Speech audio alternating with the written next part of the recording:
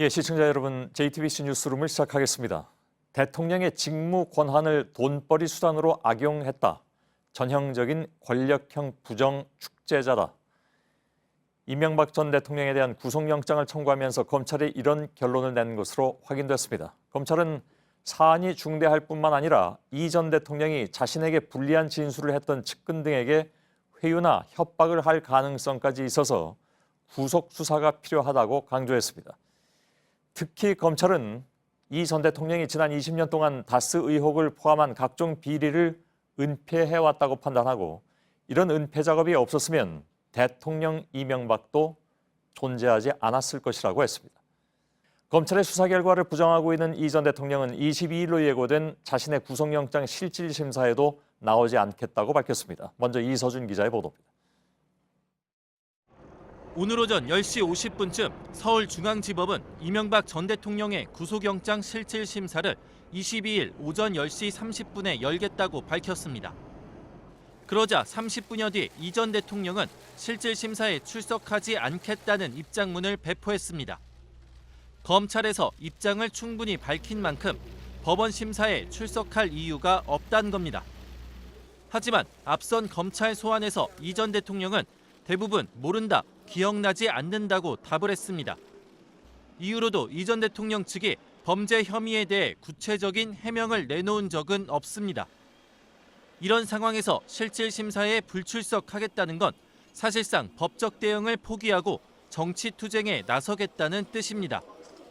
검찰 수사가 노무현 전 대통령 죽음에 대한 정치 보복이라던 지난 1월 입장 발표와 자신에 대한 구속영장 청구는 정치검찰이 동원된 이명박 죽이기라는 어제의 입장과 궤를 같이 하는 겁니다. 최근 MB진영 내부에선 정치적 대응을 자제하고 법적 대응을 잘하면 불구속 상태에서 재판을 받을 수도 있다는 기대가 있었습니다. 하지만 구속영장이 청구되고 김윤옥 여사로까지 수사가 확대될 조짐을 보이자 다시 정치보복을 주장하며 정부와 각을 세우는 정치적 대응으로 방향을 바꾼 것으로 보입니다. JTBC 이서준입니다.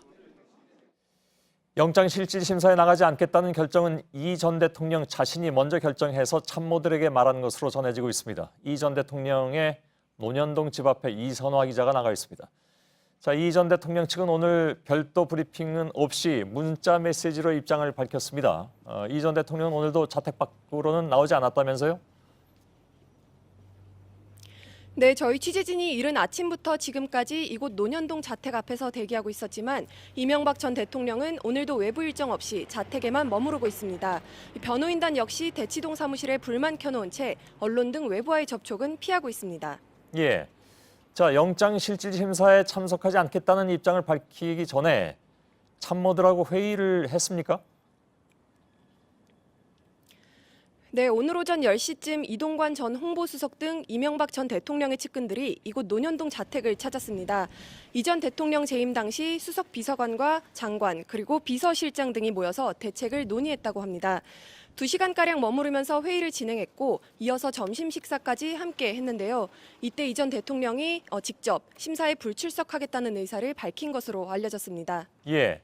사실 어제까지만 해도 최측근들 사이에서는 심사에 충실히 응하겠다 이런 분위기였던 것으로 저희들이 전해드렸는데 갑자기 이렇게 입장이 바뀐 이유는 뭘까요?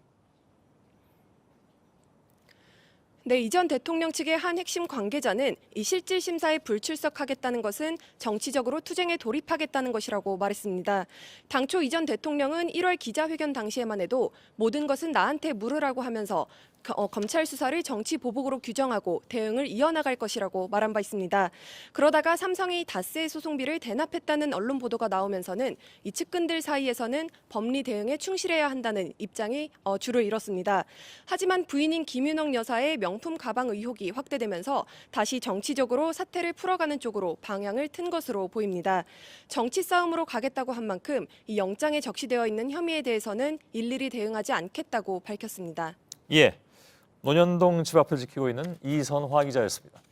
이명박 전 대통령이 영장 실질심사에 출석하지 않겠다고 이렇게 하면서 심사가 그러면 어떻게 진행될지도 주목을 받고 있습니다.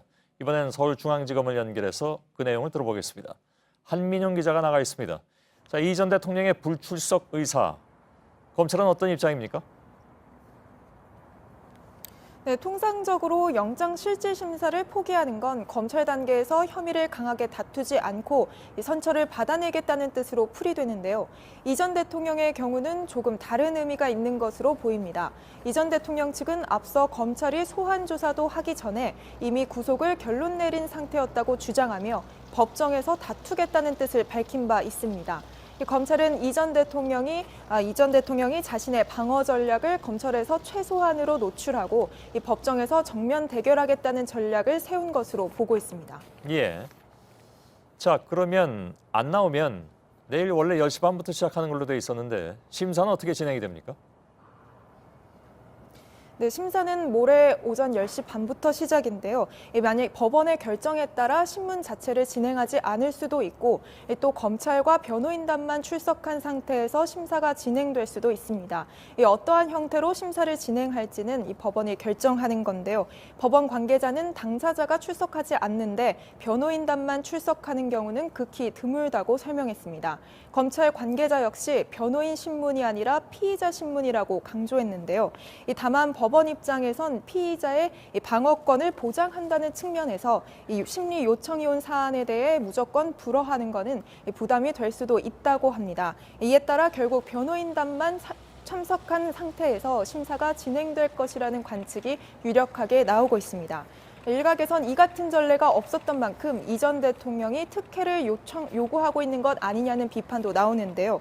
만약 법원에서 신문 자체를 진행하지 않겠다고 결정하면 법원은 검찰이 제출한 수사 기록과 각종 자료, 또 변호인 측에서 제출한 의견서 등을 토대로 구속 여부를 결정하게 됩니다. 예. 제가 아까 내일이라고 잘못 말씀드렸는데 모레입니다. 모레죠. 근데 그러면 이명박 전 대통령은 심사 당일에는 어디에서 대기를 하는 겁니까? 역시 법원이 어떠한 형태로 신문을 진행할지에 따라 달라지게 되는데요. 만약 법원이 신문을 진행하지 않겠다고 결정하면 이 전 대통령은 논현동 자택에서 대기할 것으로 보입니다. 검찰이 전직 대통령의 경호 문제 등을 이유로 자택을 대기 장소로 결정할 것으로 예상이 되는데요. 만약에 법원에서 신문을 진행하겠다고 하면 이 전 대통령은 지난해 박근혜 전 대통령 때와 마찬가지로 서울중앙지검 1002호에서 대기할 것으로 보입니다. 어느 쪽이건 이 전 대통령이 직접 나오지 않기 때문에 이 심사 시간은 줄어들 전망인데요. 이 구속 여부는 당일 밤 늦게 결정이 됩니다. 만약 영장이 발부되면 이 전 대통령은 서울 동부구치소에 수감될 것이라는 관측이 나오고 있습니다. 예, 알겠습니다. 당일 밤에 결정될지 아니면 심사가 좀 더 길어져서 그 다음 날 새벽이 될지 이건 조금 지켜봐야긴 해야 되겠습니다만 신문 시간이 줄기 때문에 당일 밤일 가능성도 있다 이런 얘기로 이해를 하겠습니다. 한민용 기자였습니다. 지금부터는 뉴스룸이 취재한 이명박 전 대통령의 구속영장에 적시된 내용들을 집중해서 보도해드리겠습니다. 검찰이 이명박 전 대통령을 구속해야 한다고 밝힌 핵심 이유가 바로 조직적 증거인멸과 말맞추기입니다. 검찰은 이 전 대통령이 다스 의혹과 관련한 수사에 대비하기 위해서 대통령에 취임하기 전부터 이미 검사와 피의자 등으로 역할을 나누어서 허위 진술 연습까지 했다고 영장에 적었습니다. 특히 검찰은 이 전 대통령을 구속하지 않으면 피해자와 참고인을 회유하거나 협박할 가능성까지 있다고 보고 있습니다. 강현석 기자의 보도입니다. 이명박 전 대통령은 지난 1996년 4월 총선에서 다스 자금을 동원해 리서치 회사에 여론조사를 의뢰했습니다. 이 부분이 문제가 되자 이 전 대통령은 리서치 회사 대표와 형 이상은 씨 등에게 허위 증언을 종용했습니다. 형 이상은 씨가 자신에게 알리지 않고 개인적 관심으로 여론조사를 의뢰한 뒤 다스 돈으로 비용을 냈다고 말하게 시켰다는 겁니다.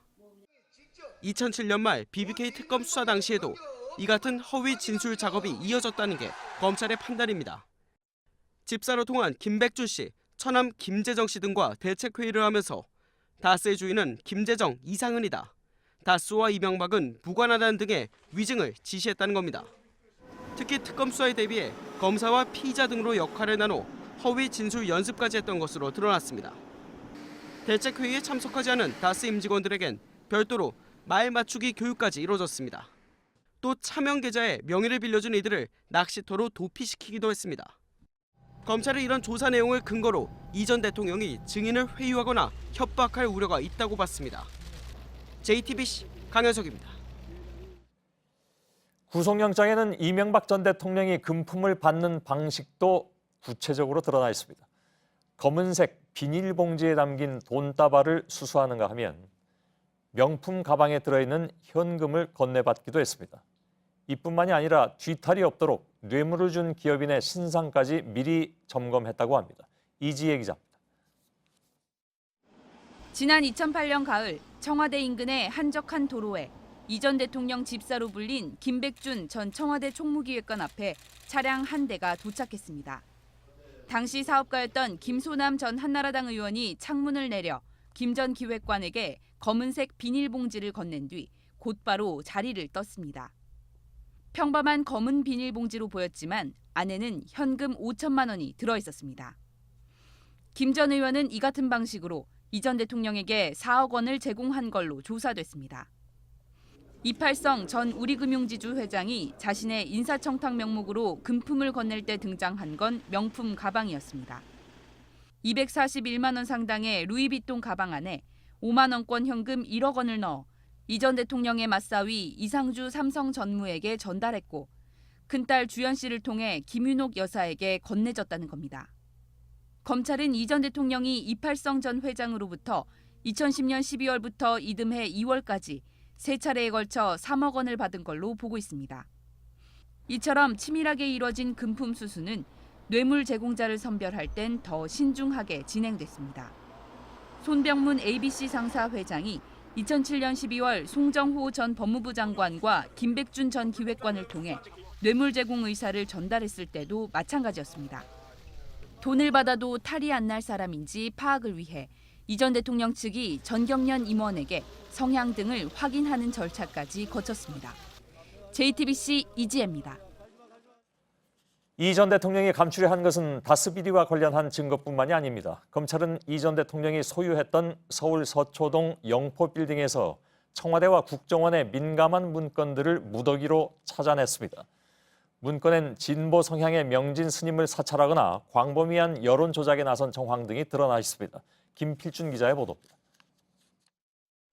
법원 내부의 좌편향 인사들에 대한 조치 방안, 명진 스님의 막가파식 행태에 대한 대응 방안, 청계재단이 소유한 서울 서초동 영포 빌딩에서 검찰이 찾아낸 3,400여 개의 문건 중 일부입니다. 작성자는 청와대 민정수석실과 국정원입니다. 이명박 전 대통령이 보고를 받았던 문건들이기도 합니다. 당시 정부가 여론장악에 나선 정황을 보여주는 내용도 있습니다. 방송사 보도제작본부장 교체와 관련한 동향을 파악하고 라디오 프로그램을 살펴보라는 문건 등도 나온 겁니다. 경찰청이 작성한 문건 중엔 온오프라인 상의 좌파를 무력화해야 한다며 광범위한 여론 조작에 나선 정황도 드러나 있습니다. 검찰은 이 전 대통령이 법적으로 정치적으로 민감한 내용이 담긴 문건만 빼돌렸다며 나중에 공개되면 형사처벌까지 받을 수 있어 단 한 건도 대통령 기록관으로 이관하지 않은 것으로 보인다고 구속영장에 적었습니다. 현재 이명박 전 대통령 측은 검찰의 문건 입수 과정이 위법하다며 행정소송까지 제기한 상황이라 앞으로 법리 공방이 치열할 전망입니다. JTBC 김필주입니다. 예, 저희들이 입수한 이명박 전 대통령에 대한 구속영장 내용 한 걸음 더 들어가서 살펴봐야 될 필요가 있습니다. 이승필 기자가 나와 있습니다. 자, 구속영장엔 다스의 설립 배경, 비자금 조성 경위까지 아주 상세하게 담겨 있다면서요? 네, 그렇습니다. 검찰 조사로 밝혀진 다스 의혹의 전모가 담겨 있습니다. 예. 먼저 설립 경위인데요. 예. 이 전 대통령은 1985년경에 현대건설 대표이사로 재직하던 중에 고대 동문이었던 정세영 현대차 회장으로 붙어서 현대차 물량을 독점 수주하는 하청업체를 설립하라라는 제안을 받았습니다. 예. 이때 설립 실무는 당시 현대건설에 재직 중이던 김성우 전 다스 사장에게 맡겼는데요. 이후에 현대차 사장이 그 국산화가 가능한 품목을 직접 추천을 해줬고 그래서 선택이 된 게 지금의 자동차 시트 관련 품목입니다. 예. 또 현대차는 기술을 넘겨줄 업체로 일본의 후지기공을 추천해주기까지 소개해주기까지 했습니다. 예. 이 정도면 그때도 뭡니까 이게 특혜 논란이 있었을 것 같은데 그런 게 없었습니까? 이 전 대통령이 2년 동안의 준비 과정을 거쳐서 1987년도에 그 현대건설 회장으로 재직하면서 이제 회사를 만들게 됩니다. 예. 후지기공과 합작 회사를 만드는데요. 이게 다스의 전신입니다. 예. 그런데 현대그룹 계열사 회장이 또 하청업체를 운영하면은 이게 문제가 되지 않겠습니까? 그래서 당시에는 그 주주 명부에 자신이 아닌 처남이자 재산관리인이었던 처남 김재정 씨를 차명으로 등재를 했습니다. 그리고서 그러니까 차명으로 시작이 됐다 그런 얘기군요. 그렇습니다. 예, 예. 그러고서는 실제로는 초기 설립 자본금 중에서 자신의 몫인 3억 9,600만 원에 대해서는 이 전 대통령 개인 돈으로 납부한 것으로 파악이 됐습니다. 아, 그렇습니까? 그래서 검찰이 다스가 시작부터 이 전 대통령 소유였다고 결론을 내린 겁니다. 예. 무엇보다도 중요한 것은 이제 그 다스의 비자금 횡령 부분인데 비자금은 왜 만들었습니까? 다스가 1990년대부터 수익을 내기 시작했습니다. 예. 그런데 그 경영 성과가 그대로 노출이 되면 돈을 번다는 사실이 알려지면은 현대차가 납품 단가를 낮추자고 요구할 수가 있고요.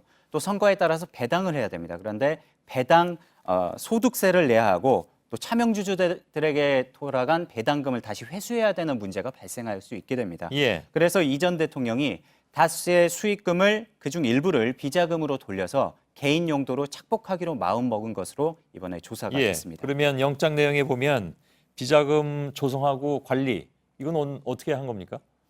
그 다스 비자금이 이 전 대통령 지시로 1994년도 1월에 만들어졌습니다. 예. 이 전 대통령이 다스 경영진에게 분식 회계를 해서 남는 수익금을 비자금으로 만들고 이 돈을 처남 김재정 씨에게 전달하라고 지시한 것으로 파악이 됐습니다. 예. 이 전 대통령은 해마다 다스 비자금 총액을 보고를 받았고요. 또 비자금 액수가 빠진 거는 없는지 관련자들을 상대로 교차 검증하는 등 치밀하게 챙겼습니다. 예. 이후에 현대차에 대한 검찰 수사가 시작된 2006년 3월에 이제 비자금 조성이 중단이 됐는데 이때까지 12년 넘게 339억 원을 횡령한 것으로 파악됐습니다. 예. 자, 이게 하여간 영장 내용만 보자면 이거 뭐 딴 데 가서 물어봐라. 새빨간 거짓말이다. 이건 다 지금 거짓말이 되는 그야말로 그런 상황이 돼 버렸는데 그러면 다스 횡령금이 그것으로 그쳤느냐 아니면 더 있느냐 이건 어떻게 됩니까? 그 대표적인 게 다스 법인카드 사용입니다. 예, 제가 지금 시간들을 정확하게 다 말씀을 드리고 있는데요. 예. 1995년 7월부터 2007년 7월까지 총 1,796번에 걸쳐서 사용이 됐습니다. 예. 리조트와 백화점, 의류 매장 또 미용실 등에서 사용이 됐는데 개인 용도군요. 예, 모두 4억 원어치를 이 전 대통령과 김윤옥 여사가 사용한 것으로 파악이 됐습니다. 예. 그런데 특히 2007년 같은 경우에는요. 한나라당 대선 경선 과정에서 다스 차명 의혹이 제기가 되면서 이 전 대통령 측에서 의혹을 제기한 언론사 그리고 박근혜 캠프 관계자들을 고소를 한 바가 있습니다. 그런데 검찰에 고소한 뒤에도 7월 12일까지 법인카드를 사용한 내용이 확인이 된 겁니다. 그렇군요. 예, 알겠습니다. 김윤옥 여사도 여기 뭐 등장을 할 수밖에 없는 상황인데 또 다른 내용에 대해서는 잠시 후에 좀 집중 보도를 해드릴 계획입니다. 이승필 기자였습니다. 자, 이번에는 영장에 나타난 삼성 관련 내용을 집중 보도해드리겠습니다. 이명박 전 대통령의 혐의 중에 유죄가 확정될 경우에 가장 형량이 높은 죄는 바로 뇌물수수입니다. 그중에서 가장 액수가 큰 것은 미국에서 진행된 다스의 소송 비용 67억여 원을 삼성이 대신 내준 것이죠. 검찰은 소송비 대납을 최종 승인한 사람이 바로 이건희 삼성 회장이라고 결론을 냈습니다. 이 회장의 아들 이재용 삼성전자 부회장은 작년 3월에 구속된 박근혜 전 대통령에게 뇌물을 준 혐의로 이미 재판을 받고 있습니다. 즉 국내 1위 재벌인 삼성의 오너 부자가 두 전직 대통령에게 모두 뇌물을 주었다는 겁니다. 먼저 심수미 기자의 보도입니다. 삼성의 다스 소송비 대납이 이건희 회장의 지속적인 승인 아래 이루어진 걸로 조사됐습니다. 이학수 전 삼성 부회장은 2007년 9월에서 10월께 에이킨건프의 김석한 변호사로부터 대납과 관련한 제안을 받고 이 회장에게 처음 보고했다고 검찰에서 진술했습니다. 이명박 전 대통령이 같은 해 8월 한나라당 경선에서 승리한 이후 압도적인 지지율로 당선이 확실시되던 시기입니다. 검찰은 이건희 회장이 유력 대통령 후보자인 이 전 대통령에게 자금을 지원할 것을 승인했다고 결론냈습니다. 이후 삼성전자는 같은 해 10월 에이킨건프와 가짜 계약을 맺고 매달 12만 5천 달러, 당시 환율로 약 12억 원씩 송금하기 시작했습니다. 2008년 하반기와 2009년 상반기 등 이 전 대통령 측의 지원 요청이 있을 때마다 이건희 회장의 승인을 거쳤습니다. 2007년 11월부터 4년간 이 같은 방식으로 삼성이 이 전 대통령 측에 건넨 돈은 모두 585만 달러, 67억 원이 넘습니다. 검찰은 삼성이 오너 등과 관련한 수사나 재판, 그리고 차명재산에 대한 과징금 등에서 대통령의 막대한 영향력을 빌리기 위해 적극적으로 뇌물을 건넸다고 판단하고 있습니다. JTBC 심수희입니다. 검찰은 삼성의 다스 소송비 대납에 대해서 정경유착 비리라고 규정을 지었습니다. 그 이유가 꽤 여럿 등장합니다. 2009년에 있었던 이건희 회장에 대한 이른바 원포인트 사면이 그렇고 역시 2009년에 개정된 금산분리완화법이 그렇습니다. 경영권 승계를 위해서는 중요한 법이었죠. 결국 이런 이유로 삼성이 이명박 전 대통령에게 뇌물을 건넸다는 것입니다. 박민규 기자입니다. 삼성그룹 법무팀장 출신인 김용철 변호사가 이건희 회장의 차명재산 의혹을 폭로한 시점은 2007년 10월입니다. 이후 검찰과 특검 수사로 4조 5천억 원대 차명재산의 실체가 드러났고 2008년 이 회장은 특가법상 조세포탈 등 혐의로 재판에 넘겨졌습니다. 검찰은 당시 삼성이 대통령의 사면 특권 등을 고려해 이명박 전 대통령 측에 적극적으로 뇌물을 건넸다고 판단하고 있습니다. 이건희 회장은 2009년 대법원에서 유죄 확정 판결을 받은 지 4개월 만에 이른바 원포인트 사면을 받은 바 있습니다. 검찰이 뇌물의 대가로 의심하는 건 이뿐만이 아닙니다. 이 회장의 차명 재산과 관련해 금융위원회와 국세청에선 세금과 과징금 부과에 소극적이라는 지적을 받기도 했습니다. 삼성 경영권 승계에 중요한 금산분리 완화 법안 역시 2008년부터 추진돼 2009년에 개정이 이뤄졌습니다. 검찰은 이학수 전 부회장 등으로부터 실제 이와 관련한 대통령의 영향력을 노리고 다스 소송비 지원을 추진했다는 진술을 확보했습니다. JTBC 박민규입니다. 이 전 대통령은 삼성에서 지속적인 뇌물을 기대했던 것으로 검찰 조사 결과 드러났습니다. 검찰의 구속영장에 따르면 이 전 대통령은 청와대에서 직접 만난 다스 소송 변호사에게 삼성에게 고맙다고 전하고 계속 도와달라는 뜻도 전해달라 이렇게 말했다고 합니다. 전처럼 계속 돈을 지원하겠다는 이학수 삼성 부회장의 말을 전해 듣고는 밝은 표정까지 지었다고 합니다. 김나한 기자입니다. 다스 소송을 맡은 김석한 변호사는 2008년부터 2009년까지 여러 차례 청와대를 직접 찾아가 이학수 부회장 등 삼성 측의 입장을 전달한 것으로 조사됐습니다. 취임 직후인 2008년 초엔 이전처럼 돈을 계속 지원하겠다는 이학수 부회장의 말을 전해 들은 이 전 대통령이 밝게 미소를 지었다고 합니다. 2008년 하반기와 2009년 상반기엔 김 변호사를 만나 삼성 측에 고맙게 생각하고 계속 도와줬으면 한다는 말을 전해달라고 하기도 했습니다. 앞서 이 전 대통령 측은 다스의 소송비 대납과 관련해 김 변호사가 무료 변론을 해주겠다고 접근한 사기꾼이라는 취지로 주장한 바 있습니다. 하지만 검찰 조사 결과 김 변호사는 2009년 4월 이 전 대통령에게 자필 편지를 보내 오랜만에 뵙게 되어 무척 기뻤고 지시하신 몇 가지 사항을 이번 주말에 보낼 계획이라고 밝히기도 했습니다. JTBC 김나한입니다. 이명박 전 대통령 부인 김윤옥 여사를 둘러싼 새로운 의혹들도 갈수록 구체화되고 있습니다. 대선 직전에 사업가로부터 명품 가방과 현금을 받았다는 의혹이 불거진 상태인데 이 사건을 무마했던 정두원 전 의원은 저희 JTBC 취재진에게 김 여사 측이 받은 지 2달 만에 명품 가방을 봉투와 함께 돌려주었다면서 자신이 아는 구체적인 정황을 공개했습니다. 이 내용은 잠시 후에 구체적으로 전해드리겠습니다. 이런 가운데 검찰도 내곡동 사저 부지 구입 비용 6억 원이 김 여사가 관리해온 불법 자금이란 정황을 잡은 것으로 확인됐습니다. 먼저 임지수 기자입니다.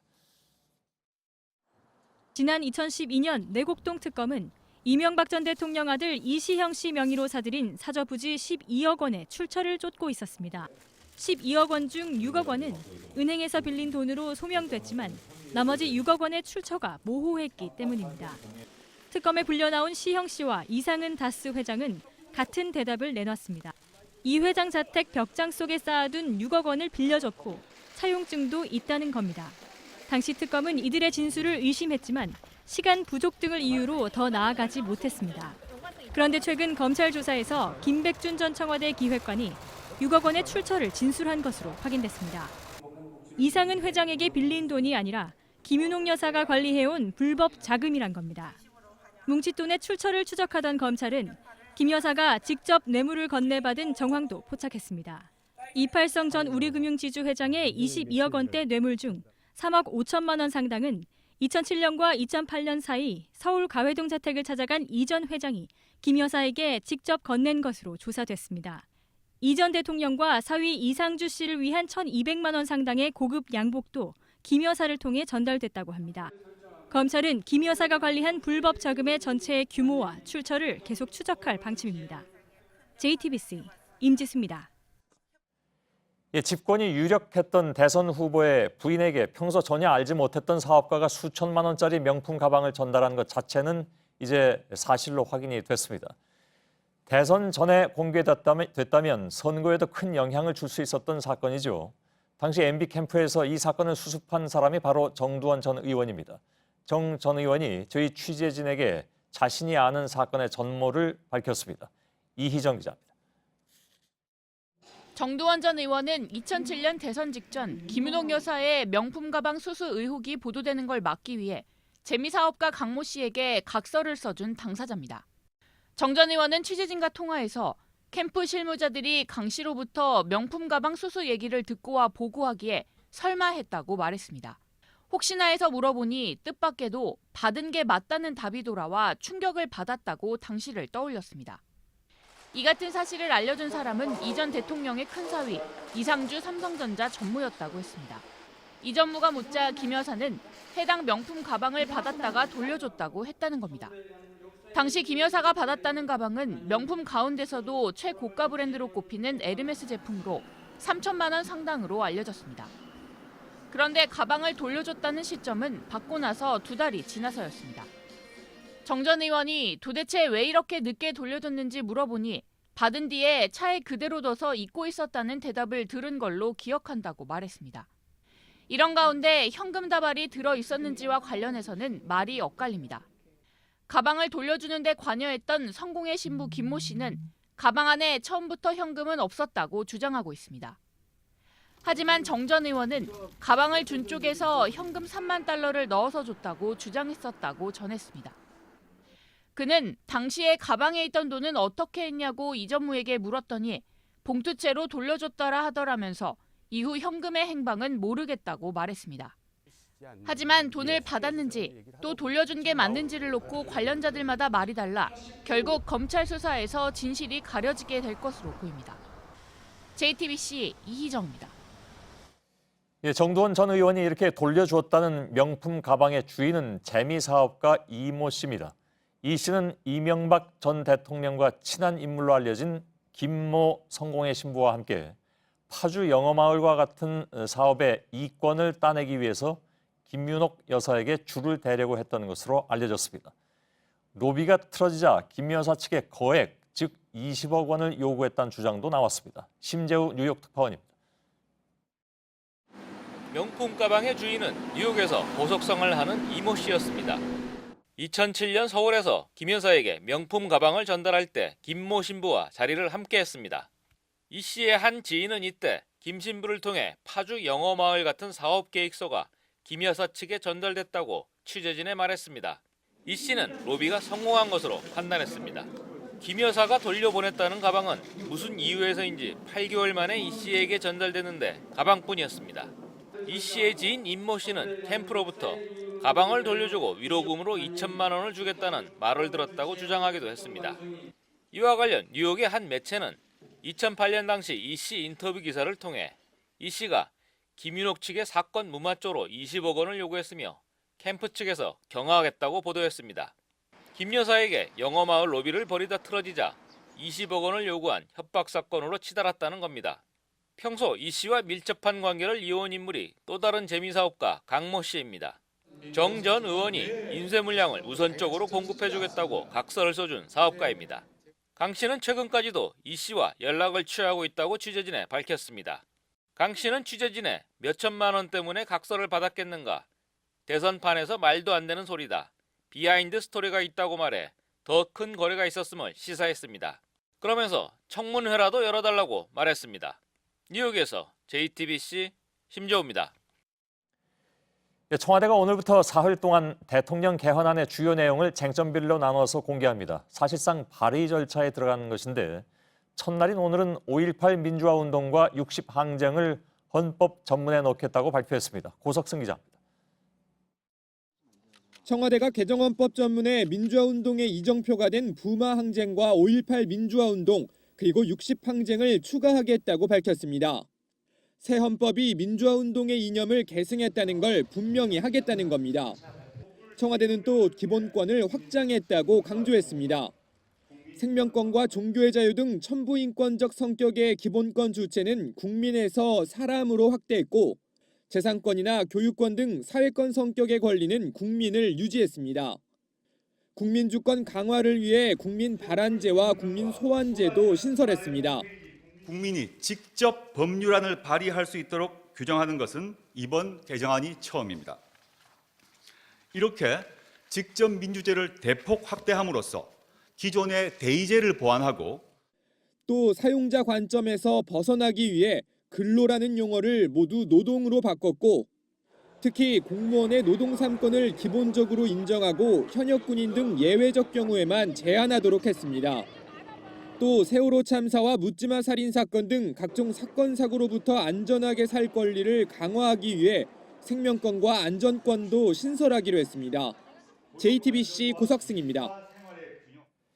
이번 청와대 개헌안 중에 또 눈에 띄는 것은 검찰의 영장 청구권을 삭제한 것입니다. 청와대는 국제적 추세를 반영한 것이라고 설명하고 있는데 개헌으로 아예 검찰 개혁을 담아내겠다는 의지를 드러냈다는 분석도 나오고 있습니다. 이성대 기자입니다. 청와대는 문재인 대통령의 개헌안에서 검사의 영장 청구권을 삭제하기로 했습니다. 현행법상 12조 3항과 16조 등엔 영장 청구의 주체를 검사로 명시하고 있는데 이를 빼겠다는 겁니다. OECD 국가 중 그리스와 멕시코를 제외하고는 헌법에 영장 신청 주체를 두고 있는 나라가 없습니다.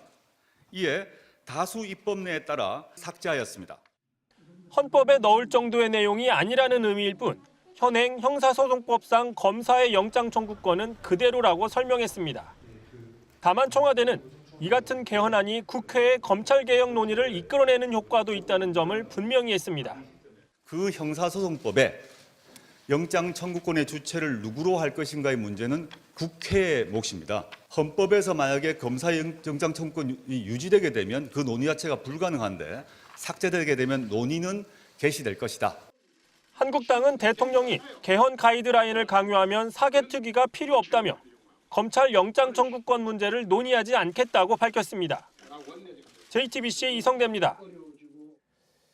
남북이 오늘 윤상 작곡가와 또 북의 현성월 예술단장이 수석 대표로 참여한 판문점 실무 접촉을 열고 우리 측 예술단의 평양 공연을 다음 달 초에 2차례 갖기로 합의했습니다.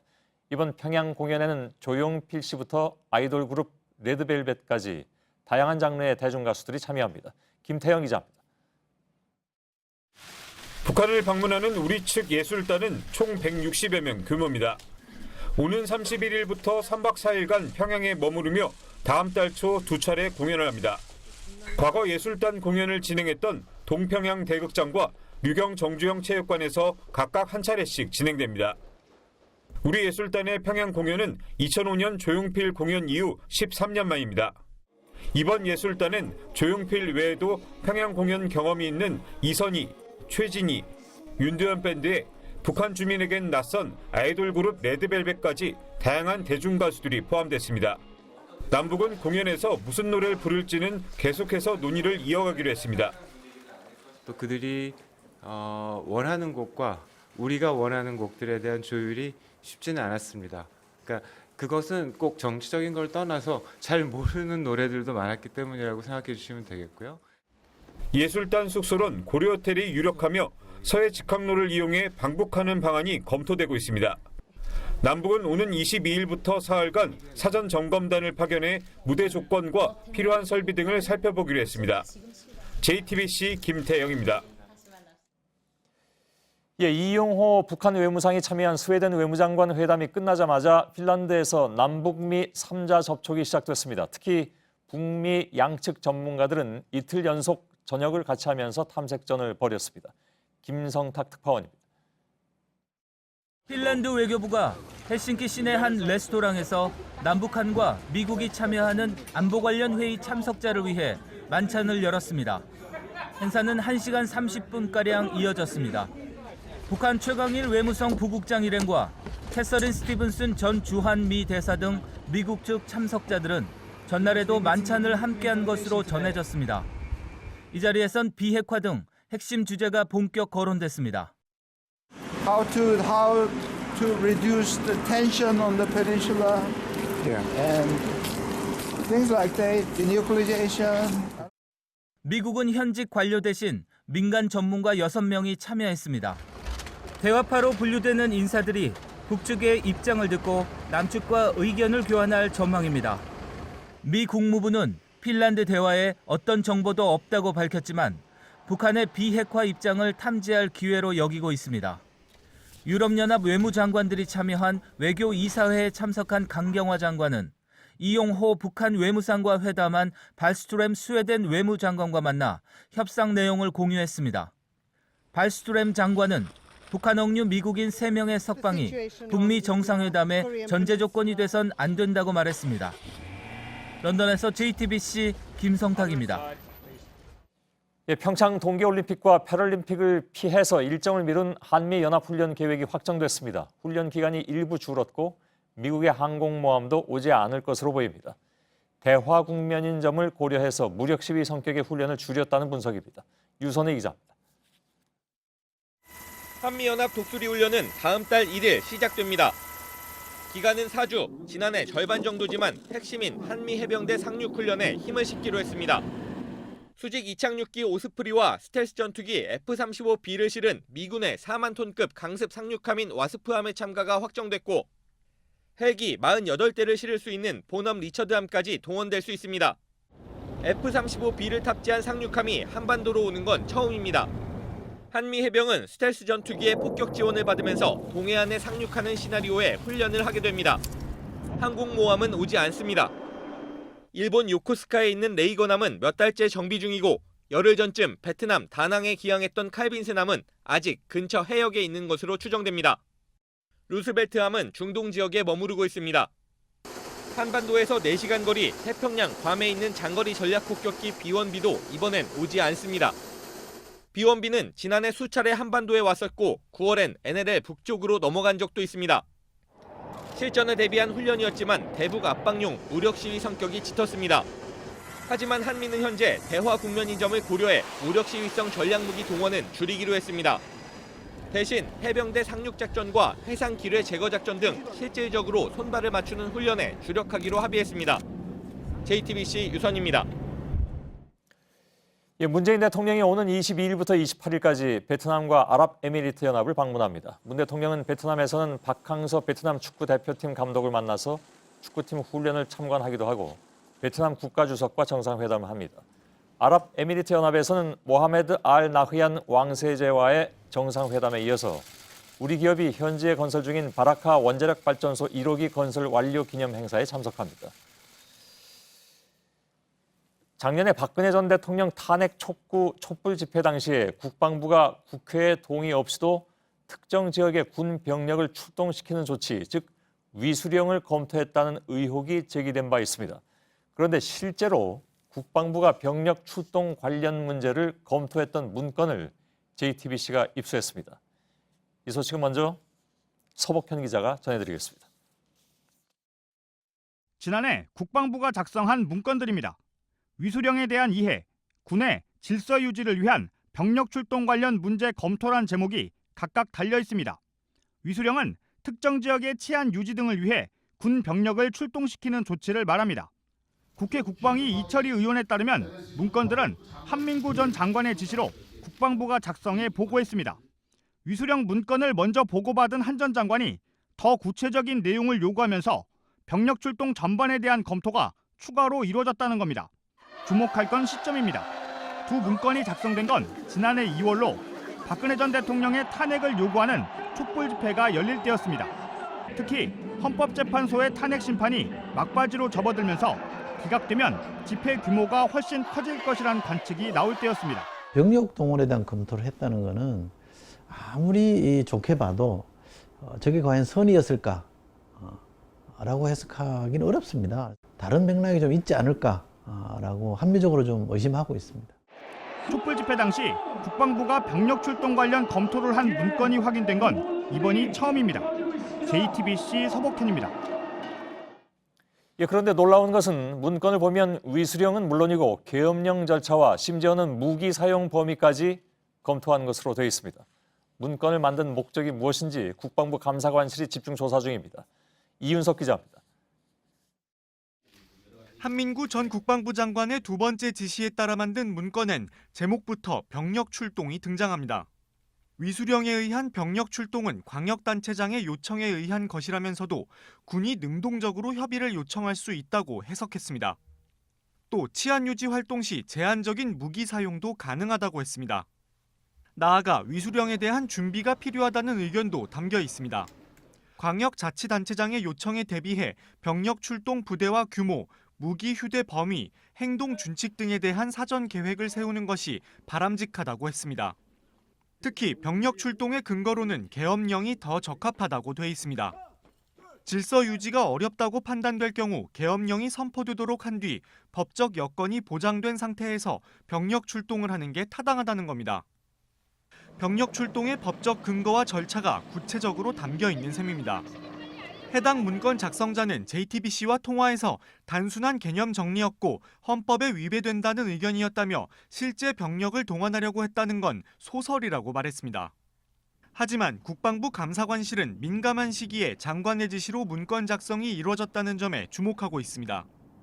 감사관실은 한 전 장관이 문건 작성을 지시한 배경과 실제 병력 출동과 관련한 움직임이 있었는지 등을 조사하고 있습니다. JTBC 이윤석입니다. 네, 오늘 전국에 바람이 많이 불었습니다. 여기저기 피해가 잇따랐습니다. 특히 부산 지역의 피해가 큽니다. 부산의 취재 기자 연결하죠. 구석찬 기자, 지금도 바람이 강하게 불고 있죠? 네, 그렇습니다. 저는 오늘 낮 바람에 쓰러진 구조물이 있는 부산 기장의 동부산 관광단지에 나와 있습니다. 지금도 바람이 너무 거세 제대로 버티고 서 있기가 힘든 정도입니다. 쌩쌩 부는 바람 소리에 한 번씩 움찔움찔 하는데 바람에 휩쓸린 모래알갱이가 제 얼굴을 때리기도 합니다. 이쪽으로 펄럭거리는 대형 천막이 보이시죠? 길이 60m, 너비 20m짜리 시설인데 각종 행사가 열리는 곳입니다. 그런데 오늘 강풍에 흉물로 변해버렸습니다. 철제 구조물 곳곳이 엿가락처럼 휘었고 천막도 여기저기 뜯겨나가 펄럭거리고 있습니다. 조금 더 들어가면 마치 폭격이라도 맞은 듯 지붕 3분의 1가량이 아예 폭삭 내려앉은 모습도 볼 수가 있습니다. 부산은 어제 낮 1시부터 강풍주의보가 내려졌는데요. 이 때문에 피해가 속출했습니다. 오늘 오전 9시 50분쯤 부산 동래구에선 전신주가 도로에 쓰러졌고 바로 옆 3층짜리 상가 건물의 유리창이 깨져 파편이 도로로 떨어졌습니다. 다행히 인명피해는 없었지만 인근 음식점들이 정전으로 하루 장사를 접어야 했습니다. 일대 도로가 통제되면서 운전자들의 불편도 컸습니다. 앞서 8시쯤엔 남구 용호동에서 가로등이 쓰러졌고 강서구 대조동에선 태양광 패널과 전선이 떨어진 채 발견됐습니다. 또 기장군에선 물탱크가 도로로 떨어지기도 했습니다. 태풍 못지 않았어요. 나중에 보니까 우리 집 앞에도 막 파편도 막 들어있고 유리. 이렇게 최대 초속 19m의 태풍급 바람이 계속 불면서 오늘 부산에서만 100건이 넘는 피해 신고가 접수됐습니다. 기상청은 시베리아 고기압과 일본에 걸쳐 있는 저기압이 동해에서 만나면서 두 기단의 온도차로 강풍이 발생했다고 설명했습니다. 강풍은 내일까지 계속되다가 모레쯤 잦아들 것으로 보입니다. 지금까지 부산 기장에서 JTBC 구석찬입니다. 네, 다음 소식입니다. 삼성생명 공익재단이 이재용 삼성전자 부회장의 지배력을 키우는데 또다시 동원될 수 있다. 증권 전문가들 사이에서 이런 분석이 나오고 있습니다. 공익재단이 계열사 주식을 사들이는 걸 막을 수 있는 견제 장치가 전혀 없기 때문입니다. 이 재단은 삼성물산과 제일모직이 합병할 때 3천억 원을 들여서 삼성물산 주식을 확보했습니다. 이태경 기자입니다. 삼성그룹은 오는 8월까지 삼성 SDI가 보유한 삼성물산 주식 404만 주를 팔아야 합니다. 공정거래위원회가 삼성전자와 삼성 SDI, 삼성물산으로 이어지는 순환출자를 해소하라고 지난달 통보했기 때문입니다. 전문가들은 삼성물산 주식 일부를 이재용 부회장이 이사장으로 있는 삼성생명재단에서 사들일 가능성이 있다고 봅니다. 삼성물산과 제일모직 합병 때처럼 재단을 이 부회장의 지배력 확보에 동원할 수도 있다는 겁니다. 당시 삼성 SDI가 공정위의 명령에 따라 삼성물산 주식 500만 주를 내놓자 삼성생명재단이 3천억 원, 이재용 부회장이 2천억 원을 들여 300만 주 이상을 샀습니다. 문제는 2년이 지났는데도 이런 일을 막을 수 있는 견제 장치가 없다는 겁니다. 공정위 관계자 역시 삼성생명재단의 삼성물산 지분 매수를 막을 법적인 수단은 없다고 말합니다. 공정위는 재벌이 지배력을 강화하기 위해 공익재단을 이용하는지 전수조사 중입니다. 공익재단이 계열사 주식을 확보하는 걸 제한하고 원래 목적에 맞게 돈을 쓰도록 하는 공정거래법 개정안도 국회에서 검토 중입니다. JTBC 이태경입니다. 네, 우리나라 최초의 라면 회사인 삼양식품이 횡령 혐의로 검찰 조사를 받고 있습니다. 관련 내용을 저희가 작년 7월에 자세하게 보도해드린 바 있습니다. 최근 이 회사 오너 일가가 검찰에 소환돼 조사를 받은 것으로 확인이 됐는데 검찰은 횡령 액수가 800억 원대에 달하는 것으로 보고 돈의 사용처를 쫓고 있습니다. 이한길 기자입니다. 검찰은 지난주 삼양식품 전인장 회장과 부인 김정수 사장을 피의자 신분으로 불러 조사했습니다. 삼양식품 본사를 압수수색하고 주요 경영진을 출국 금지한 지 한 달 만입니다. 검찰은 전 회장 부부의 횡령액이 최대 800억 원대에 이르는 걸로 보고 있습니다. 이들은 다수의 이른바 위장 회사를 만든 뒤 삼양식품에 라면 원료와 종이박스 등을 납품한 것처럼 꾸몄습니다. 이 과정에서 허위 배출을 만들거나 실제 납품 과정에서 20에서 30%의 이른바 통행세를 받는 방식으로 회사 돈을 빼돌린 걸로 알려졌습니다. 이들 회사는 서류상으로 매년 수십억 원의 매출을 올렸지만 자체 공장이나 생산 시설은 없었습니다. 강원도 원주 삼양식품 공장이나 서울 강남의 한 칸짜리 오피스텔에 주소를 뒀고 실제 근무하는 직원은 한두 명이었습니다. 삼양식품 오너 일가에게는 이 회사 임원 월급 명목으로 매달 수천만 원이 꼬박꼬박 지급됐습니다. 검찰은 이들 위장 회사를 사실상 페이퍼 컴퍼니로 보고 오너 일가가 횡령한 돈이 어디로 흘러갔는지 경로를 추적하고 있습니다. 삼양식품 측은 페이퍼 컴퍼니가 아니라 실제로 운영을 했다고 주장하고 관련 혐의를 모두 부인한 것으로 알려졌습니다. JTBC 이한길입니다. 네, 이번엔 국내 4위 건설업체 대림산업의 전현직 임직원들이 하청업체로부터 수억 원대의 금품을 챙겨온 사실이 확인됐습니다. 거액의 축의금을 받는가 하면 자녀 입학 선물로 고급 외제 승용차를 요구해서 받기도 했습니다. 강희연 기자입니다. 대림산업 본사에 경찰들이 들이닥칩니다. 전현직 임직원들이 하청업체로부터 금품을 받아온 혐의를 확인하기 위해서입니다. 이후 4개월 가까이 수사를 이어온 경찰은 대림산업 전 대표 김모 씨를 포함한 전현직 임직원 등 11명을 입건했습니다. 이들은 공사 수주를 받게 해달라는 청탁과 함께 모두 30여 차례에 걸쳐 6억 원 넘게 금품을 챙긴 혐의를 받고 있습니다. 상주 영천 고속도로 공사 당시 현장 소장이던 백모 씨는 하청업체 대표 박모 씨에게서 접대비 등 모두 2억 원을 받았습니다. 또 대학에 입학한 딸에게 줄 선물로 외제차를 요구해 받기도 했습니다. 대림산업 김 전 대표는 아들 결혼 축의금 명목으로 현금 2천만 원을 받은 것으로 조사됐습니다. 본사 직원들하고도 뭐 밥 한 끼 먹어야 돼. 그리고 저희가 일개 뭐 중소기업에 좀 대림 밥 벌어먹고 사는 사람들인데 대림말을 어떻게 안 들을 수? 경찰은 배임수재 혐의로 현장 소장 백 씨 등 2명을 구속하고 김 전 대표 등 9명은 불구속 입건했습니다. JTBC 강희연입니다. 네, 미세먼지 농도가 높을 때마다 중국 쪽을 쳐다보게 됩니다. 분명히 저기서 온 것 같은데 증명하기가 어려웠죠. 국내 연구진이 중국 춘절 때 쓴 폭죽 연기가 한반도에 초미세먼지로 유입되는 걸 과학적으로 입증했습니다. 중국과의 협상에 도움이 될지도 봐야겠습니다. 윤정식 기자입니다. 중국 최대 명절인 춘절 모습입니다. 캄캄한 밤이지만 여기저기서 터지는 폭죽 연기에 하늘이 뿌였습니다. 악귀를 쫓는다며 폭죽을 터뜨리는 행사는 중국 전역에서 열립니다. 국내 연구진이 춘절 시기 한반도 상공에 초미세먼지를 포집한 뒤 여러 성분 중 칼륨과 레보클루코산의 함유량을 분석해봤습니다. 칼륨은 폭죽이 터지거나 볏짚 등을 태울 때 모두 발생하는 반면 레보클루코산은 농작물 소각 때만 나오는 물질입니다. 춘절 행사 하루 만인 지난해 1월 30일 칼륨 농도가 급격하게 치솟습니다. 하지만 레보클루코산 수치는 큰 변화가 없었습니다.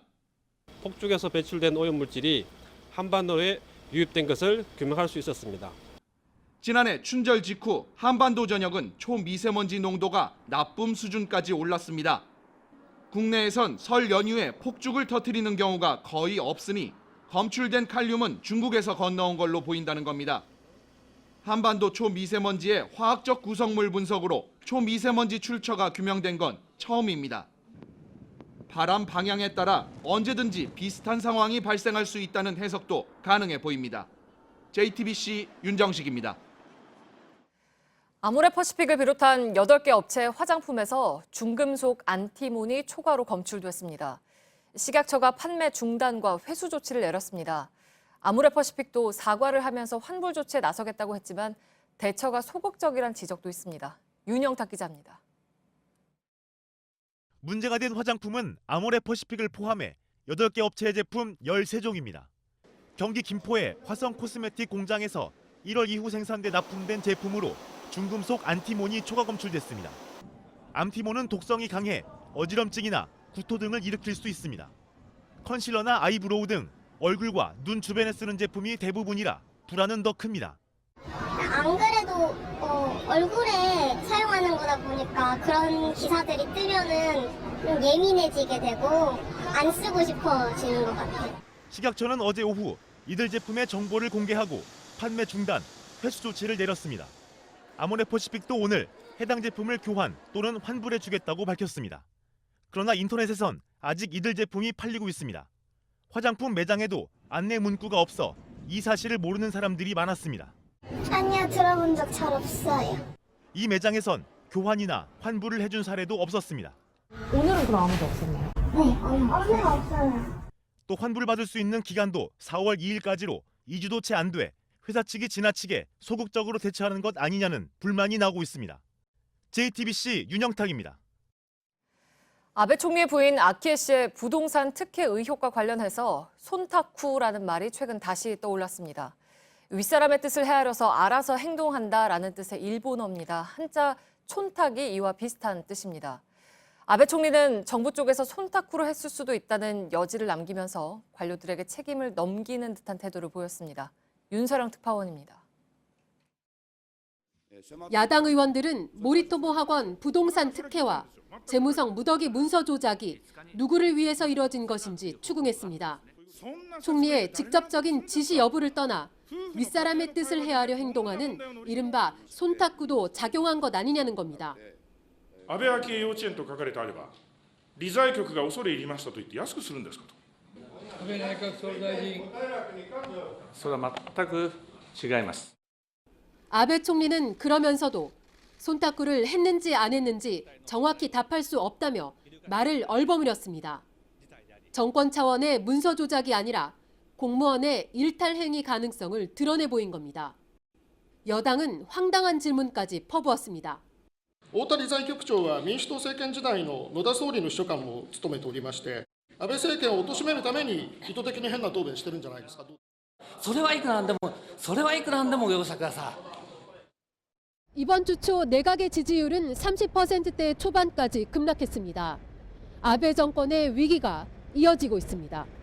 도쿄에서 JTBC 윤서령입니다. 미국에서 시험 주행 중이던 자율주행차가 자전거를 끌고 교차로를 건너던 보행자를 치어 숨지게 하는 사고가 났습니다. 자율주행차에 의한 첫 보행자 사망 사고입니다. 부소현 특파원입니다. 자율주행 모드로 운행하던 차량이 길을 건너던 보행자를 친 교차로입니다. 보행자는 횡단보도선 바깥쪽을 건너던 중이었습니다. 현재 언론은 자율 모드에 놓인 차량이 보행자 주의가 필요한 구역이 아닌 것으로 인식했을 수 있다고 전했습니다. 우버는 사고가 난 애리조나주 등 북미 전역에서 진행하던 자율주행차 시험 운행을 전면 중단하겠다고 밝혔습니다.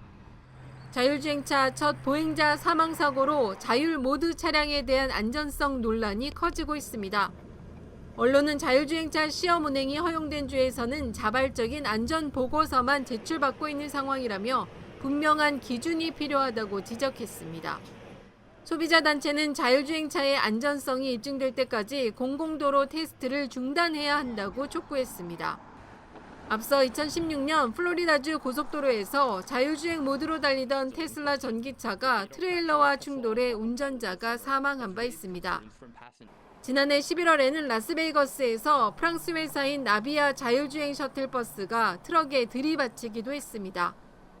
이딴 사고로 자율주행 기술 선점을 위해 규제를 완화하려는 움직임을 보이던 미국에서 규제 강화 여론에 힘이 실리고 있습니다. 로스앤젤레스에서 JTBC 부소연입니다. 의장석을 점거한 바른미래당 시의원들을 자유한국당 등 다른 당 시의원들이 끌어내립니다. 6.13 지방선거를 앞두고 서울시 자치구 의회 의원 선거구를 확정하는 조례 개정안을 놓고 충돌이 벌어졌습니다. 바른미래당과 정의당은 소수 정당 후보의 당선에 유리한 4인 선거구를 주장해왔지만 더불어민주당과 자유한국당의 반대로 오늘 본회의에선 4인 선거구가 전혀 없는 개정안이 가결됐습니다. 제주도의회가 4.3 희생자 추념일을 지방 공휴일로 지정하는 조례를 제의하라는 인사혁신처의 요구에 따라서 오늘 재심의를 벌여 재석의원 31명 만장일치로 재의결했습니다.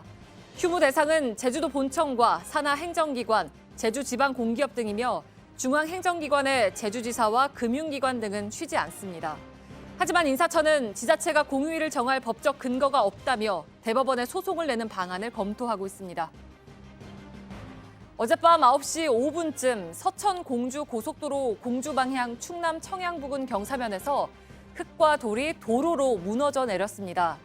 도로를 지나던 1톤 화물차와 승용차 2대가 쏟아진 돌에 일부 부서졌고 승용차 운전자 44살 장모 씨가 손을 다쳤습니다. 한국도로공사는 청양 나들목부터 서공주 나들목까지 양방향 14km 구간을 통제하고 안전 점검에 들어갔습니다. 내일 새벽 제주도를 시작으로 영남과 강원, 전북 일부 지역에 많은 눈이 올 것으로 보여 대설 예비특보가 내려졌습니다. 대구 등에는 10cm 안팎, 강원 산지엔 많게는 20cm의 눈이 예상됩니다. 서울과 전남, 충청 등 그 밖의 지역은 비가 옵니다.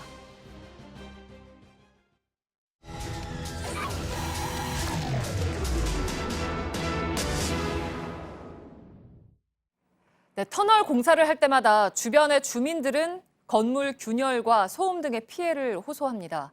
문제가 제기된 곳만 지금 10곳이 넘습니다. 하지만 피해가 인정되는 경우는 매우 드뭅니다. 밀착카메라 구혜진 기자가 그 이유를 알아봤습니다. 산 중턱이 깎여 나갔습니다. 경기도 동두천시와 연천군을 잇는 도로를 만들기 위해 터널을 만들고 있는 겁니다. 이곳 터널 공사 현장에는 산을 뚫는 작업이 한창입니다. 이 산을 폭파한 흔적이 곳곳에 보이는데요. 바로 옆에는 작은 마을이 있습니다. 이곳 마을에 사는 사람들은 갖가지 피해를 호소하고 있습니다. 40가구 남짓한 조용한 마을이 시끄러워진 건 터널 발파 공사가 시작된 지난해 10월부터입니다. 북한 사람들이 이렇게 터널 파고 들어온 줄 알았어요. 어머니 시간을 체크해 놓으시라고 경찰에 신고하게. 공사 현장과 마을은 100m밖에 떨어져 있지 않습니다. 우리 마을이 폭격에 맞아서 흔들리나 보다. 땅에서 올라오는 천둥 느낌이 들었어요. 온 산이 흔들릴 정도였거든요. 마을 입구 도로가 갈라졌고 집 앞 담벼락도 무너질 듯 위태롭습니다. 집을 받치고 있는 돌들도 일부 떨어져 나왔습니다.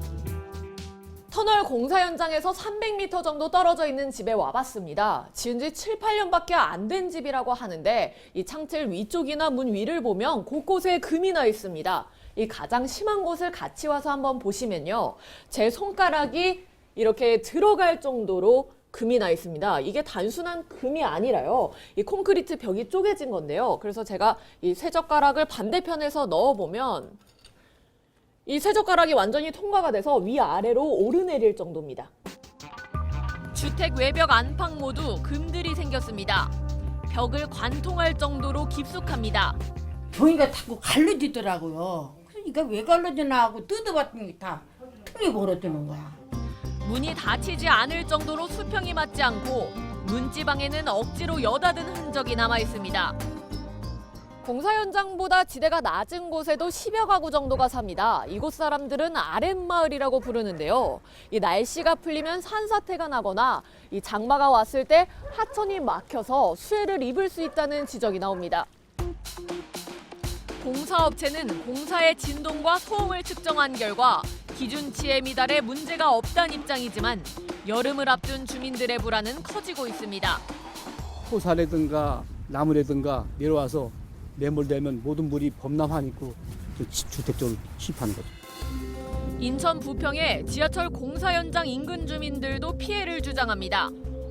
발파가 일어나는 공사장 주변 담벼락은 무너지지 않도록 임시방편으로 지지대를 설치했습니다. 일부 주민들은 발파 일시와 피해 상황을 기록해두고 있습니다. 아이들이 많이 다니는 유치원생들이요. 30-40m 지나가거든요. 근데 이제 그런 걸 보니 굉장히 위험을 느꼈어. 부산 천마산 터널과 윤산 터널 등 발파 공사로 주민들이 불만을 제기한 곳은 지난해만 전국에 10곳이 넘지만 피해가 인정된 사례는 극히 드뭅니다. 발파 당시 진동과 소음으로만 안전을 평가하는 기준도 바꿔야 한다는 지적도 나옵니다. 노후화로 일어난 원래 있었던 크랙이다, 균열이다, 앙금이다 하는데 실제 발파를 하지 않는 무진동공법의 경우 비용과 시간이 많이 든다는 이유로 현장에서 외면받고 있습니다. 발파 공사를 할 때마다 인근 주민들의 피해와 불안은 계속되고 있지만 제대로 해결되지 않고 있습니다. 발파 공사에 대한 기준을 현실화해야 한다는 목소리에 좀 더 귀를 기울여야 할 이유입니다. 밀착 카메라 구혜진입니다. The world has stopped turning on its axis. I repeat, the world has stopped turning. Let's go! The power of the foot will propel the planet back into its proper motion.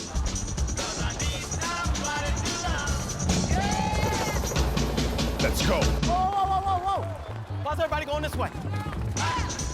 This just in, you're running the wrong way. Let's go! I knew it! I knew I was right. We gotta do the whole thing again.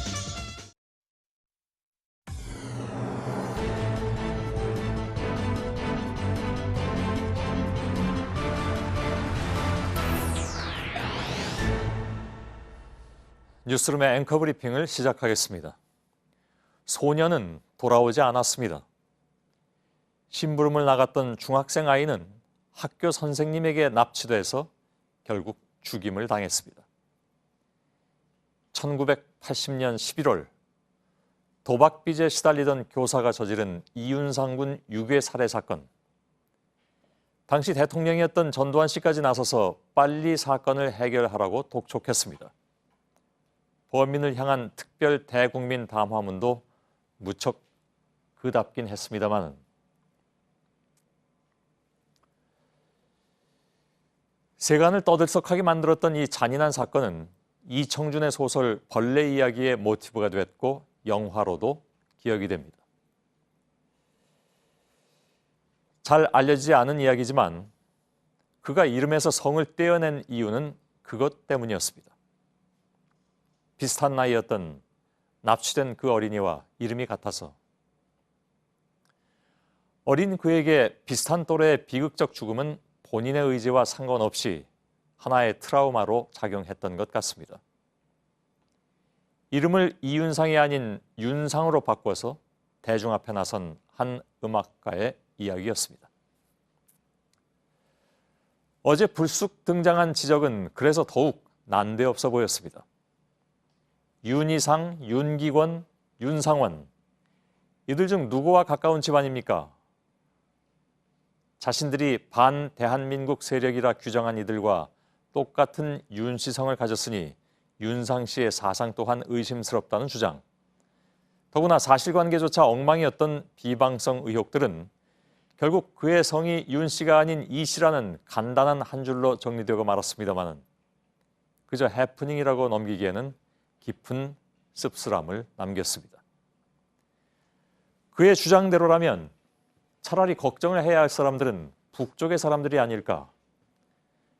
작곡가 윤상과 함께 갈 조용필, 백지영, 레드벨벳, 정인 등의 가수들은 자본주의의 토양 속에서 자라난 대중예술인들이니 말입니다. 연필 끝에는 지우개가 달려있다. 연필이 잘못 쓰면 지우개가 지워주고 우리들 마음에도 지우개를 달자. 잘못된 생각을 지워버리게. 앞서 말씀드렸던 비극의 주인공 이윤상 군이 초등학교 시절에 남긴 동시의 한 구절입니다. 소년의 시간에서 멈춰야 했던 동심은 오늘의 이 웃지 못할 논란을 어떻게 보고 있을까? 오늘의 앵커 브리핑이었습니다.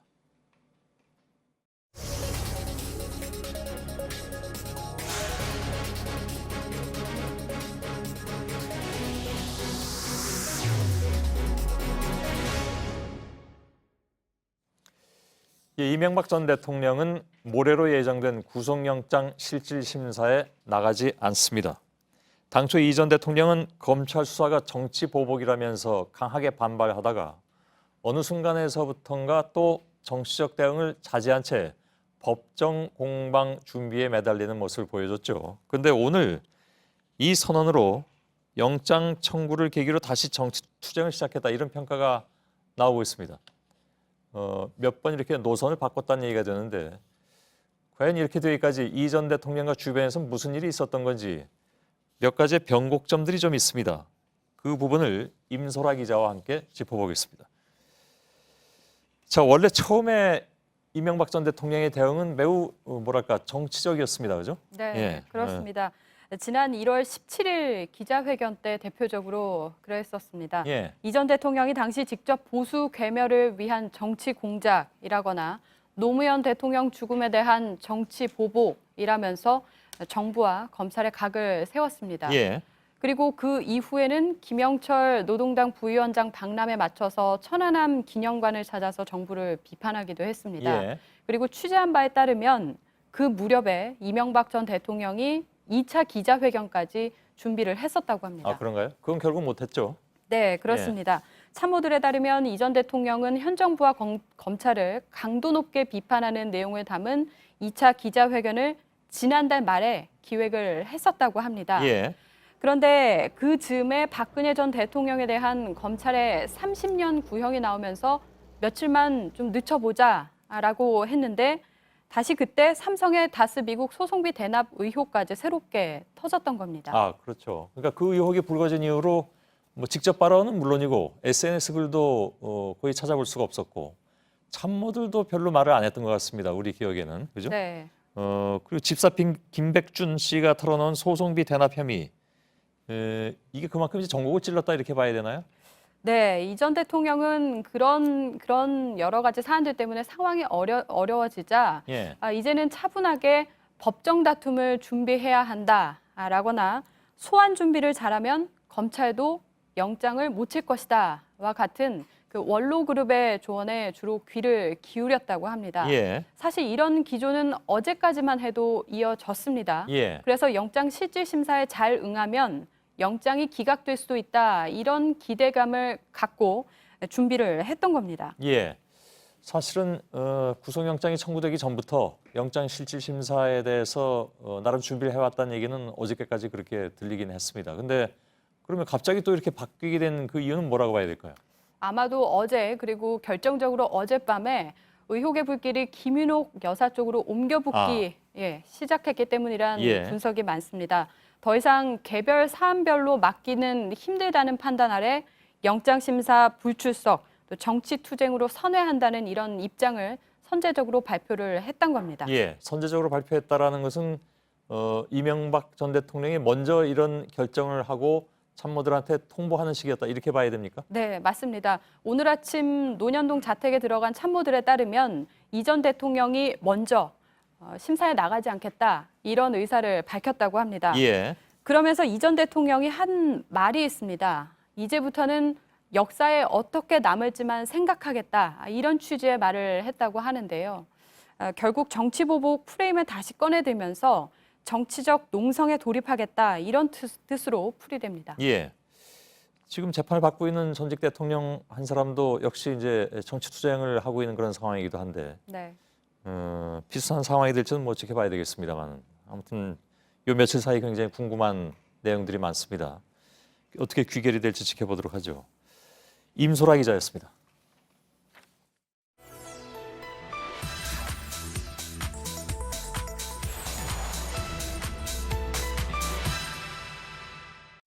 노동자의 기본권을 획기적으로 강화하였습니다. 근로라는 용어를 노동으로 수정하고 네, 노동과 근로 같은 듯 다른 두 단어가 오늘 화제가 됐습니다. 지금의 헌법은 근로라고 되어 있는데 이걸 노동으로 바꾸자고 청와대가 제안을 했기 때문입니다. 일제강점기와 군사 독재 시대 사용자 관점에서 만들어진 용어라는 이유를 얘기하기도 했습니다. 과연 사실인지 그리고 어떤 역사적인 맥락이 있는지를 팩트체크해서 확인을 해보겠습니다. 오대영 기자, 단순한 단어 선택의 문제가 아닌 거죠? 그렇습니다. 헌법에는 근로라는 단어가 10번 넘게 나옵니다. 예를 들면 이겁니다. 모든 국민은 근로의 권리, 의무를 가진다. 32조가 대표적입니다. 네. 1948년 재헌헌법 때부터 근로라고 표현을 해왔는데 이번에 노동으로 바꾸자고 제안을 한 셈입니다. 네, 구체적으로 두 단어의 뜻이 어떻게 다른 건가요? 네, 국립국어원에 따르면 근로는 부지런히 일함이라고 뜻합니다. 네. 노동은 사람이 생활에 필요한 물자를 얻기 위하여 육체적, 정신적 노력을 들이는 행위를 말합니다. 근로는 부지런한 것, 그리고 노동은 일하는 것에 방점이 찍혀 있습니다. 네, 그러면 이 근로의 의미가 일제강점기 때 만들어지거나 바뀐 겁니까? 그렇지는 않습니다. 근로는 삼국사기에도 등장합니다. 그런데 중요한 건 현대적인 개념이 언제 생겼느냐는 건데 한국에선 1890년대에 자리 잡았습니다. 1895년 우리나라 최초의 국어 교과서로 불리는 국민 소학 독본이 있습니다. 이게 만들어졌습니다. 네. 이 책에서 노동은 말 그대로 육체적인 생산 활동을 의미하는 것으로 나옵니다.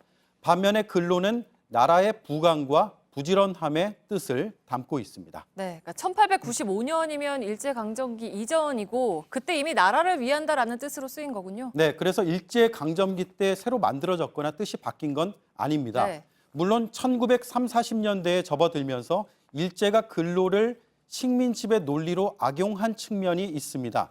근로정신대나 근로보국대 같은 명칭이 대표적입니다. 하지만 이와 별개로 독립운동 진영에서도 근로정신을 강조했습니다. 또 해방 직후에는 중간파에서는 근로인민당도 만들었고 사회주의 진영에서는 근로자라는 기관지를 발행했습니다. 결국 이념의 구분 없이 근로라는 말을 썼다는 겁니다. 그리고 1948년 재헌헌법에도 근로의 개념이 들어가게 됐습니다. 네, 그러면 군사 독재 시대 때는 근로의 개념이 어땠습니까? 네, 이때부터는 본격적으로 좌우 이념의 개념이 더해지게 됩니다. 박정희 정권에서 발의된 이 법안이 잘 말해주는데요. 1963년 근로자의 날 제정 법안입니다. 이렇게 쓰여 있습니다. 공산 진영에서 이 날을 정치적으로 역이용함. 이 법안이 통과가 되면서 기존의 노동절은 근로자의 날로 이름이 바뀌게 되었습니다. 네, 그러니까 지금도 근로자의 날이라고 부르는데 다 역사적인 맥락이 있는 거군요. 네, 실제로 이후에 노동이라는 표현의 그 이용이 크게 줄었습니다. 이건 고려대학교 연구진의 빅데이터 분석 결과인데요. 1946년부터 2012년까지 언론의 용어 선택을 연구한 결과 1946년에서 67년 사이에는 노동을 많이 썼습니다. 그러다 68년 역전이 됐고 1970년대 그리고 80년대에는 근로를 압도적으로 많이 썼습니다. 이 격차가 다시 좁혀진 건 1987년 6월 항쟁 이후였습니다. 네, 그러니까 정부가 근로를 강조한 게 언어를 쓰는데도 영향을 줬다라는 얘기인 거죠? 그렇습니다. 그동안에는 근로에 담긴 애국주의가 지나치게 강조된 면이 있다. 반면에 자기 주도적인 노동의 의미가 가려져 왔다는 지적이 오랫동안 있었습니다. 개헌안 논의 과정에서 짚어봐야 할 부분입니다. 네, 팩트체크 오대영 기자였습니다.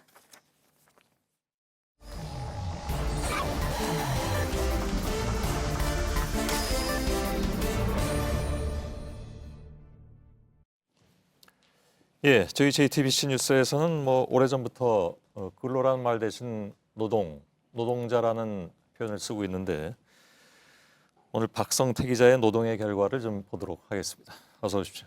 예. 예. 첫 번째 키워드 볼까요? 예. 첫 번째 키워드는 오늘 노동을 많이 안 했습니다. 예. 두 개밖에 없네요. 근로가 부족한 것 같은데 다음부터 더 근로에 신경 쓰도록 하겠습니다. 알겠습니다. 예. 예. 열어볼까요? 근데 뭐 무슨 아파트인데 매각 작전까지 필요합니까? 예. 첫 번째 키워드는 아파트 매각 작전인데요. 어제 오후 국회에서 있었던 일입니다. 자유한국당 의원들이 김상곤 사회부총리의 아파트를 팔려고 상당히 적극적으로 나섰습니다. 아, 그런가요? 당시의 예. 장면을 직접 보겠습니다. 시세보다 1,000만 원 내지 2,000만 원 정도 내리면 바로 팔린다고 이야기합니다. 제가 이 부동산 협회에다가 공개적으로 우리 교육부 장관의 집을 매각해달라고 팔아달라고 공개적으로 할 테니까. 예, 김상곤 부총리가 팔려고 내놨는데 잘 안 팔린다고 하자 그럼 더 싸게 내놔라. 또 매각을 알선해주겠다고까지 한 겁니다. 네. 그 아파트는 여러 가지로 오랜 동안 이렇게 입에 오르내리네요. 예. 지난번에 이른바 이제 견제 발언이 나온 것도 저 아파트 때문인 것으로 알고 있는데. 맞습니다. 자유한국당에서 굳이 남의 아파트를 이렇게 팔아라 말아라 하는 이유가 있습니까? 일단 집값 상승의 혜택을 김 부총리가 보고 있다. 예. 이런 판단에서 시작을 했는데요. 해당 아파트 단지를 잠깐 보면 강남에 1,300세대 정도 되는 대단지입니다.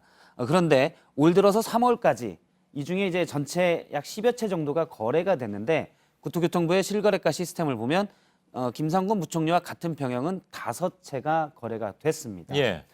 김 부총리가 팔려고 내놨는데 안 팔리고 있다라고 얘기를 하고 있고 이은재 의원의 경우 강남에 매물이 없는데 왜 안 팔리냐 이렇게 서로 주장이 다른데요. 예. 제가 인근 부동산에 확인을 해보니까 그냥 입주할 수 있는 아파트는 매물이 귀한 것이 맞는데 전세를 끼고 사야 되는 아파트는 매물만 많다고 합니다. 예. 그래서 전세 잘 안 여부에 나간다고요? 예, 그렇습니다. 전세 여부에 따라서 잘 안 팔리고 있는 것으로 보입니다. 그런데 사실 김 부총리의 개인 재산을 야당 의원들이 팔아라 마라, 싸게 팔아라 내놓는 게 지나친 개입이다라는 지적이 있었는데요. 예. 민주당의 손혜원 의원은 어제 국회에서 무슨 부동산 업자냐, 우리가 장관님 재산까지 관리해야 하냐 하고 목소리를 높였습니다. 예. 언제 팔리면 그게 또 뉴스가 될 것 같습니다. 좌우지간 이 아파트는. 예. 알았습니다. 두 번째 키워드는요? 두 번째 키워드는 서울시장 나서라로 잡았습니다. 예. 나설 사람이 없던 모양이죠? 예, 지방선거의 꽃은 서울시장이라고 볼 수 있는데요. 예. 지금 자유한국당은 서울시장 후보 구인난을 겪고 있습니다. 오래전부터 몇몇 후보들을 접촉을 했는데 다 불출마 생각하지 않고 있다 하고 손사래를 쳤습니다. 예. 지금 물론 자유한국당에서는 지금도 유력 후보를 복수로 접촉하고 있다고 얘기를 하고 있는데 이게 이제 전략적인 측면이 아니라면 그렇다면 애초에 접촉했던 후보들보다는 지금 접촉하는 후보들이 아무래도 무게감이 떨어진다 이렇게 볼 수는 있는 겁니다. 예. 이런 구인난에 대해서 오늘 자유한국당의 한 중진 의원은 저에게 홍준표 대표가 인재 영입위원장인데 최선을 다해야 된다. 후보가 없으면 당대표라도 서울시장에 나가겠다는 그런 결기를 보여야 한다라고 요구를 했고요. 예. 그리고 좀 비교를 했는데 바른미래당의 안철수 전 대표의 경우 당에서 시키면 다 하겠다고 하지 않느냐라고 비교하기도 했습니다. 예. 혹시 홍준표 대표가 나간다고 한 말은 없나요? 기자들이 그래서 물어봤습니다. 그랬는데 홍준표 대표는 따로 대답을 하지 않았습니다. 예. 대신 페이스북에 글을 하나 올렸는데요. 당내 일부 세력들이 지방선거에 패하기만을 기다리고 있다. 한심하다기보다는 기가 막힌다라고 아마 이 중진 의원들을 겨냥한 것으로 보이는데 비판을 중진 했습니다. 의원들을 상대로 그럼 암약하고 있다고 표현을 한 겁니까? 암약은 어두운 곳에서 활동한다는데요. 예. 그런 표현인데 예전부터 홍준표 대표는 비판 세력에 대해서 떳떳이 나오지 않고 왜 어두운 곳에 활동하고 있냐라는 투로 많은 얘기를 했습니다. 예. 홍 대표가 중진들과는 계속 좀 갈등이 있어 왔죠. 예, 그렇습니다. 당내 4선 이상 중진들 의원이 그래서 몇몇이 이제 좀 만나서 얘기를 좀 해보자. 우선 4선 이상들끼리 만나서 얘기를 하고 이렇게 모아진 의견을 홍 대표에게 전달을 해보자. 그런 의견으로 내일 오전 9시 반에 회동을 하기로 약속을 잡았습니다. 예. 그런데 이 소식이 알려진 뒤에 바로 김성태 원내대표 또 다른 당 지도부인 김성태 원내대표가 9시에 중진 의원들과 연석회의를 열겠다. 라고 통보를 했습니다. 예. 물리적으로 두 회동이 같이 열리기가 불가능한 시간인데요. 그러자 중진원들은 그러면 연석회의도 안 가고 우리는 모레 만나겠다라고 해서 신경전을 벌이는 모습도 있었습니다. 예. 홍준표 대표는 오늘 6월에 개헌하는 안이 올라오면 자유한국당 의원들은 표결에 참여하지 마라. 만약에 참여하는 의원 있으면 제명까지 시키겠다라고 좀 강하게 6월 개헌에 대한 반대 의견을 표명했는데요. 예. 중진 의원들은 이런 표현도 너무 강하다, 너무 나간 것이다라고 좀 비판을 제명이라면 했습니다. 당에서 제명한다는 거잖아요. 예, 그렇습니다. 예. 별로 그렇게 믿을 사람도 없을 것 같긴 한데. 예를 들어 김연아 의원의 경우 예전에는 비례대표이기 때문에 제명을 요구했었기 때문에 지금도 같은 생각이라면 별 의미가 없기도 합니다. 예. 그리고 무엇보다도 홍준표 의원은 현역 의원이 아니어서 개헌안에 대해서 국회 표결권이 없습니다. 예. 그렇군요. 한 가지가 계속 좀 머릿속에서 걸리는데요. 예. 서울시장 선거가 지방선거의 꽃이라고 했잖아요. 예. 사실 모든 지방자치단체가 꽃이죠. 예, 선거에 있어서는. 그죠? 예. 예. 다만 이제 서울시장이 관심을 좀 많이 받는 자리긴 하니까 그렇게 표현한 것으로 이해를 해주셨으면 좋겠습니다. 예. 예, 박성태 기자였습니다. 네, 내일 새벽부터 제주도와 영남 지역에 많은 눈이 오고 그 밖의 지역에는 비가 옵니다. 또 오늘보다 바람도 강하고 쌀쌀하겠습니다. 예, 저희들은 내일도 최선을 다하겠습니다. 여러분 고맙습니다.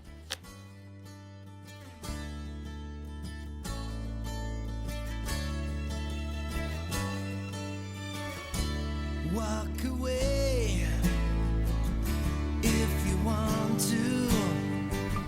It's okay if you need to.